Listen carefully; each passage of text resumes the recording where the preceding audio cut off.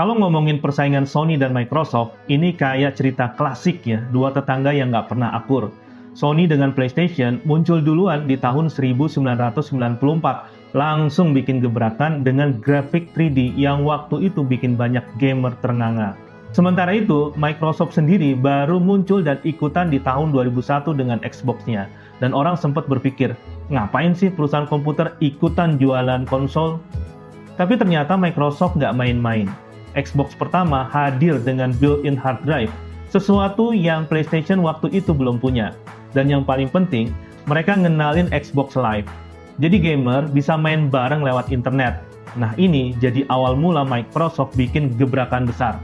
Sejak itu, Sony dan Microsoft nggak pernah berhenti saling adu inovasi. Setiap kali Sony ngeluarin fitur baru, Microsoft juga balas dengan jurus pamungkasnya.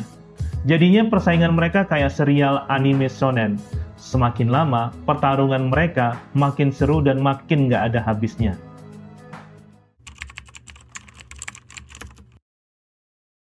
Sekarang kita masuk ke arena spesifikasi alias otot-ototan hardware.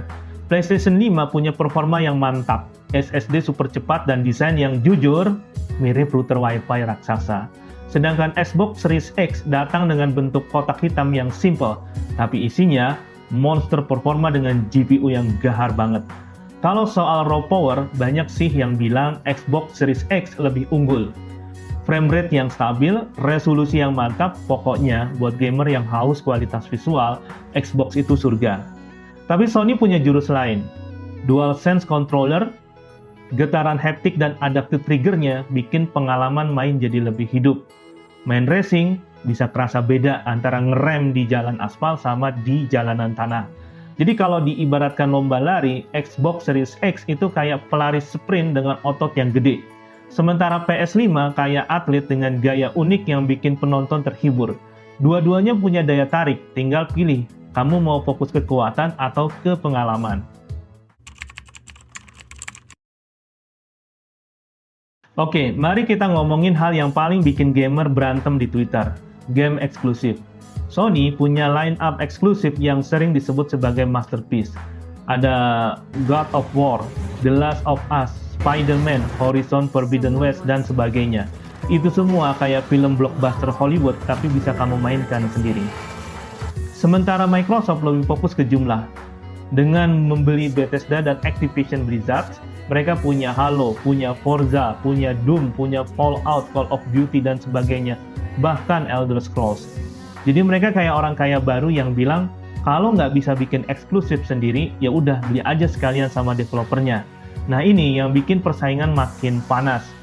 Sony unggul di kualitas storytelling, sementara Microsoft unggul di kuantitas dan variasi games. Jadi pertanyaannya, kamu lebih suka makan steak premium satu porsi, atau buffet all you can eat dengan menu yang segambreng? Sekarang kita geser ke dunia layanan digital. Microsoft punya Xbox Game Pass yang sering disebut sebagai Netflix-nya game. Bayar bulanan, langsung bisa akses ratusan game, termasuk rilisan baru di hari pertama. Murah, praktis, dan bikin gamer serasa dapet cheat code kehidupan. Sementara itu, Sony baru belakangan ngejar dengan PlayStation Plus yang digabung sama katalog game. Memang bagus sih, tapi masih kalah hype dibandingkan dengan Game Pass. Ibaratnya Sony kayak orang yang tadinya nggak mau ikutan tren TikTok, tapi akhirnya ikutan juga biar nggak ketinggalan. Tapi jangan salah, ekosistem Sony tetap kuat. Mereka punya virtual reality, serta punya dukungan eksklusif ke beberapa franchise. Dan yang paling penting adalah komunitas loyal yang susah banget untuk digeser. Jadi perang di ranah layanan ini belum selesai dan bisa jadi bakal makin sengit ke depannya. Kalau kita lihat angka, PlayStation masih jadi raja soal penjualan konsol. PS4 laris lebih dari 117 juta unit, sementara Xbox One cuma sekitar 58 juta. Untuk generasi terbaru, PS5 juga sempat lebih dicari, walaupun masalah stok bikin banyak gamer jadi korban scalper. Tapi jangan anggap Xbox kalah telak. Microsoft memang jarang buka data resmi penjualan, tapi strategi mereka nggak melulu jualan konsol. Fokus utama mereka adalah bikin ekosistem Xbox yang bisa dipakai di PC, di cloud gaming, bahkan di HP. Jadi buat Microsoft, nggak penting kamu punya Xbox atau enggak, yang penting kamu tetap langganan Game Pass. Jadi kalau diibaratkan pertandingan tinju, Sony menang di jumlah pukulan yang masuk, tapi Microsoft lebih fokus bikin serangan balik jangka panjang. Dua-duanya punya cara sendiri untuk bertahan di ring industri gaming.